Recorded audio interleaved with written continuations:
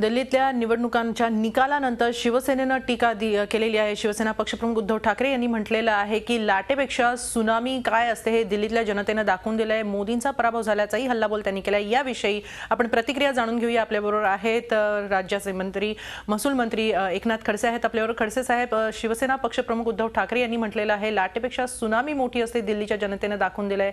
मोदींचा पराभव असल्याचं ही त्यांचं मत त्यांनी व्यक्त केलेलं आहे। आपली काय प्रतिक्रिया आहे? दिल्लीमध्ये भारतीय जनता पार्टीचा झालेला पराभव हा निश्चित चिंतन करण्यायोग्य आहे। त्याचं आम्ही निश्चित चिंतन करू, मंथनही करू।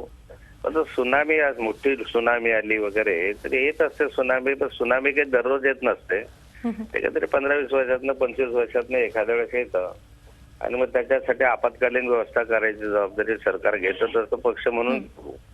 पण लाटा येत राहतात जातात, तसे सुनामी काही येत नाही। तसे दिल्लीमध्ये एखाद्या वेळेस सुनामी आली याचा अर्थ सगळ्या देशभर सुनामी आली असं होत नाही।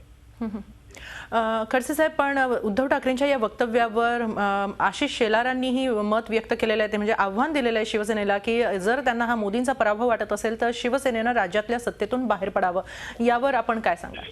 भाजपची भूमिका? मला वाटतं की हा आव्हान प्रति आव्हानाचा प्रश्न नाही आहे।